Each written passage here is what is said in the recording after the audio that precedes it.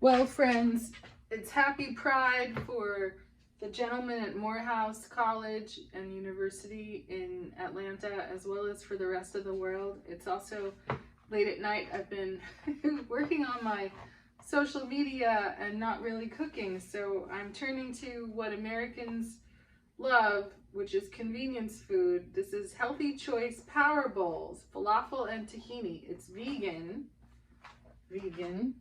We're gonna put this in the microwave. The spice level is only level 2 because Americans can be a little picky about spicy. But this is just microwave for 5 minutes.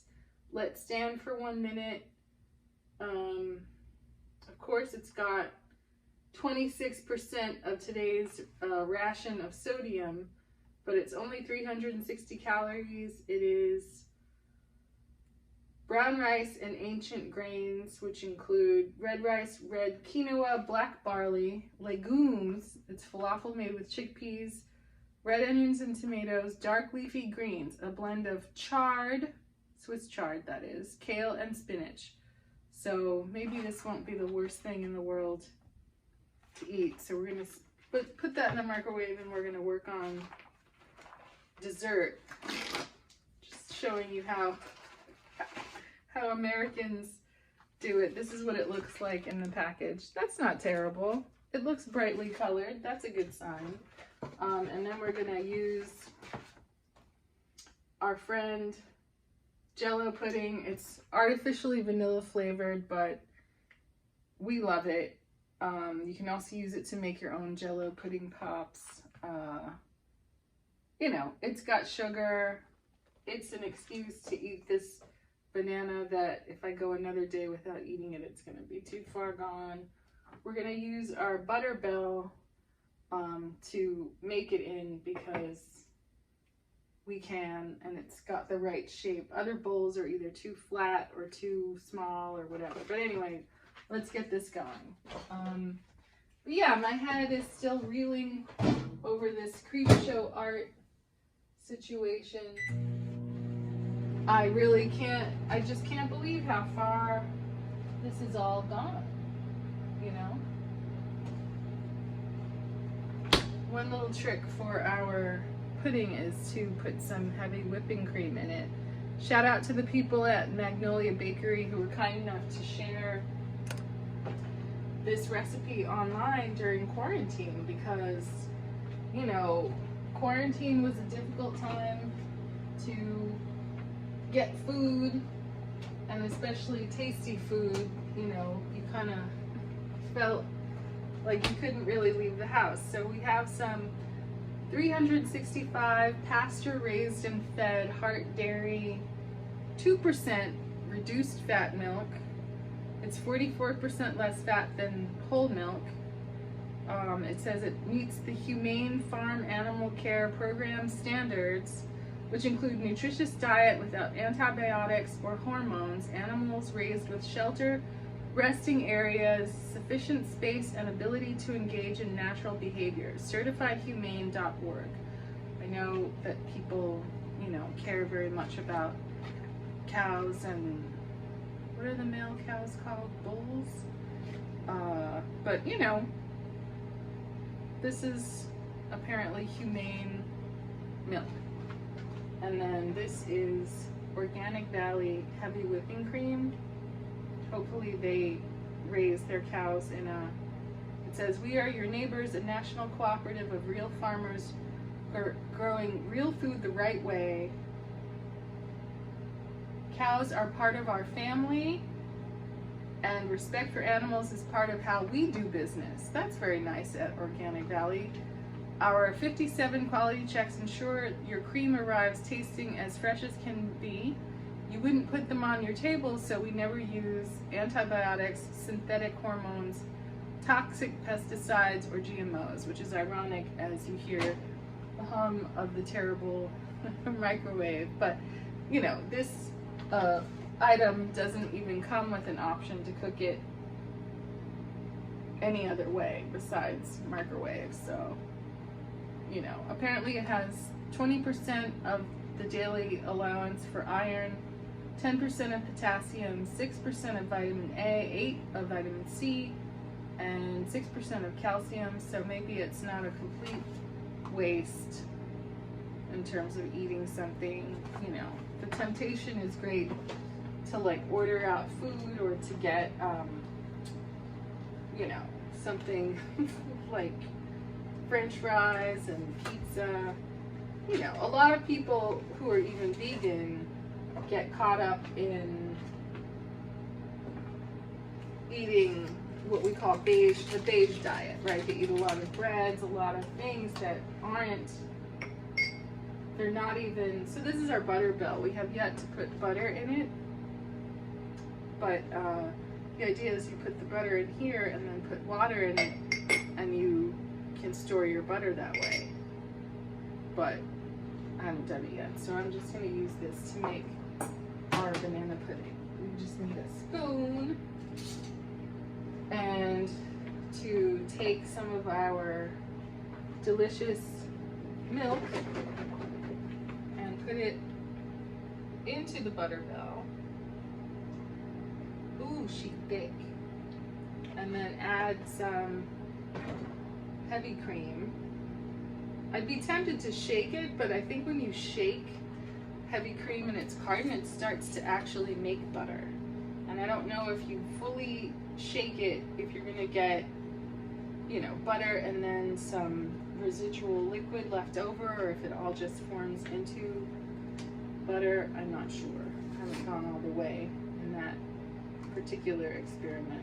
But yeah, just put a splash of heavy cream in it, maybe a second little splash. And then, you know, this is chemical as can be, but it works, right? Like, you know, it used to be available, and I guess you can still get it in the store in a version where you can heat it and then it gels out of just having cornstarch in the mix. But, you know, the idea is to take the powder, add it to the liquid, stir it up, and then leave it to set in the fridge. Ooh, our falafel is ready. And just leave it to set so that by the time you're done with your vegan food, you can engage in eating your naughty food, your sugary naughty food with banana, and then some organic vanilla wafer cookies from our friends at Trader Joe's. It's just, it's the bomb.com. You know, our challenge is to kind of keep ourselves fed and interested in our foods here at home without, you know, going out and risking life and limb. You know, yes, California is open. And yes, you can go outside, apparently, to most outdoor places and a lot of indoor places if it's not over a certain capacity, and the policy of any given store or venue to, you know, you can go without a mask. I'm not comfortable. I know what's going on. You know, like, we're still in an existing back to work agreement that requires masks and testing, and, you know, out of respect for everyone, you're all crammed in a hot place in uncomfortable wardrobe. The last thing you want to do is contract a disease. So if social distancing and hand sanitizer can protect everyone, then let's keep doing that, at least until we hear that this is over. And I don't think we're hearing that it's over. Do you? I don't care what people say, because you have all these people trying to recall the governor, and they're all mad that they can't, you know, they couldn't operate their restaurants at full capacity, you know, with no testing and no distancing and no, you know, it's appalling how little sanitary protocols were in place before.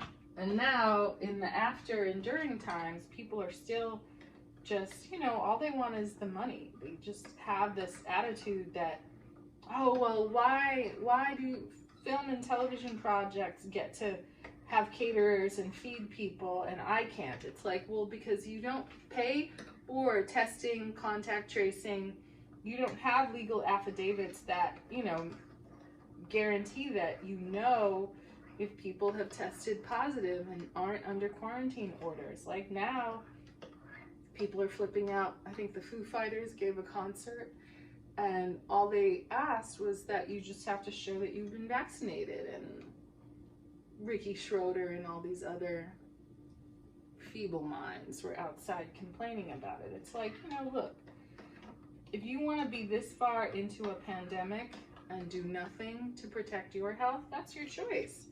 But, you know, you can't do other people the courtesy of, sorry, I hope you can see what this looks like. It's just kind of like a yellow liquid that's a little clumpy. I think that's enough. I didn't do the measuring because I'm a bad person, but it feels like this is going to turn out all right. And if it doesn't, then we can add more of the chemical powder to make it become pudding. But I'm very excited because then all you have to do is slice up your banana and, you know, toss that in and crumble some cookies into it, and it's amazing. You know, I have stood in line at Magnolia Bakery in Grand Central and other parts of New York City. So fantastic, so delicious.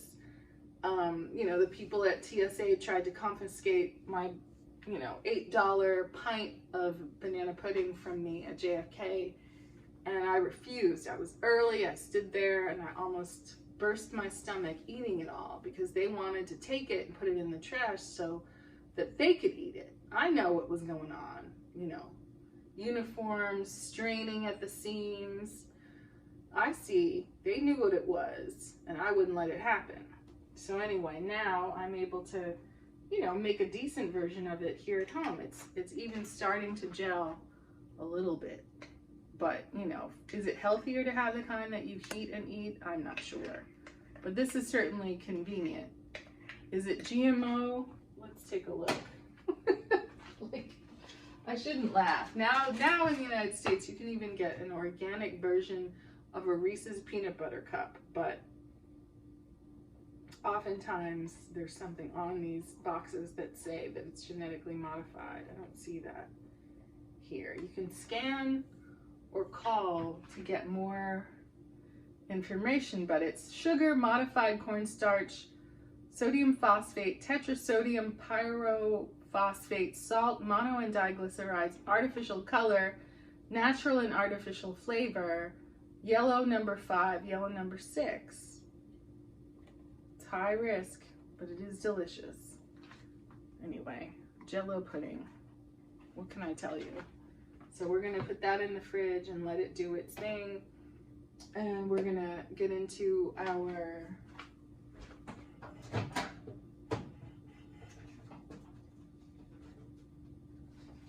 hopefully delicious falafel. It's all steamed up. And then we can peel back the plastic. You know, maybe these aren't the healthiest things I could be eating, but maybe it's not the worst. Well, that looks right. So yeah, we're gonna dig in and maybe I'll show you the finished banana pudding product. Maybe I'll give a taste to this falafel business late night snack. Hopefully it's hopefully it's decent. I enjoy falafel. Usually it's like, you know, late nights out at the club, go to the falafel spot. There is no pita bread in sight, but maybe it won't be the most terrible thing. That's fine. You know, you miss the crispy texture, but that'll do. It's definitely vegetables and it's definitely chickpeas, so I'm not mad. But let me get into it and I'll check in a few moments. House of Tanya, kitchen scientist. Wow, that was actually pretty good. It wasn't huge and it didn't taste as salty as the number on the box would make it seem. I don't regret it. The tomatoes tasted like tomatoes. The kale was still crunchy. There was some, you know, quinoa and different whole grains in it. Some, you know, brown rice. Not mad. It cost $1. I can't be mad at that. And now I'm not hungry anymore. So we're going to refill our glass with some of our refreshing spa water. You know, when you're going to make a huge calorie choice like banana pudding, it's good for you to kind of spare your calories on the other things that you're eating, so that hopefully it balances out in a way that's not gonna add to the number on the scale. But we had time to let our banana pudding base, which is just vanilla pudding made with 2% milk and heavy whipping cream. So now it has gelled into a pretty decent consistency. I mean, I guess if you were being really fancy, you could use a mixer, but it's really not that deep for me. So we can rescue Mr. Banana from, you know, they say that the banana is the most nutritious when it's yellow with a few kind of brown dots on it, and our banana has gone a little further than that. And they also say it's actually better and easier to open the banana from the bottom instead of the top. I think we've all, since we were children, pulled around on the top part and bent it and had a really hard time and had to open it with our fingernail. But it's got good banana flavor and fragrance. And you know what we're gonna do is just make some, you know, chunky slices. Hopefully you can see this. You know, little chunky slices.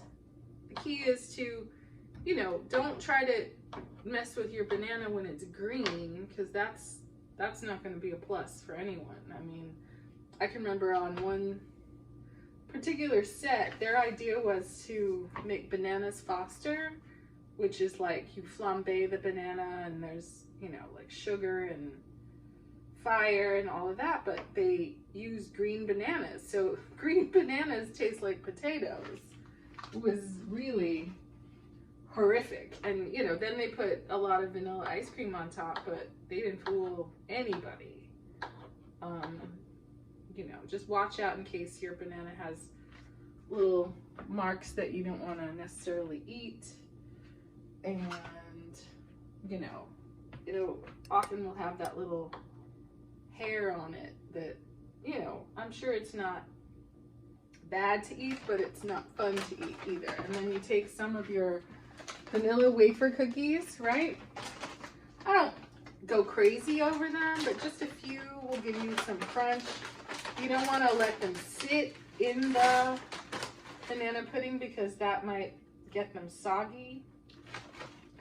You know, you just need, I don't know, maybe 3 or 4 of them, and you want to break them up, so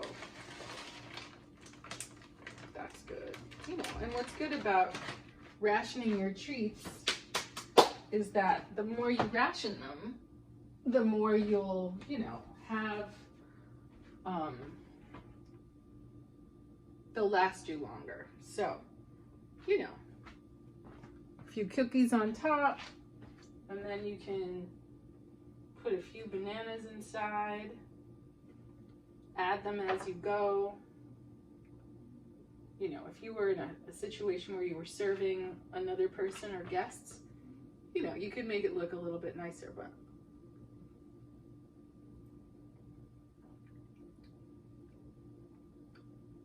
this is why Americans have weight problems. Food's too good. The food's too good. You know, so if you can get a little cookie and a little banana on your spoon with the pudding,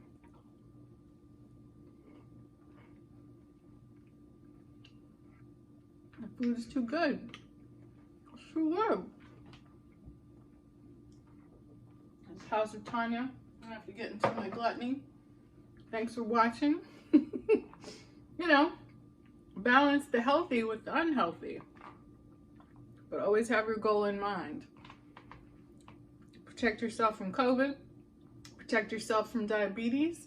Protect yourself from kooks and people who are obsessed with you. Most of all, allegedly.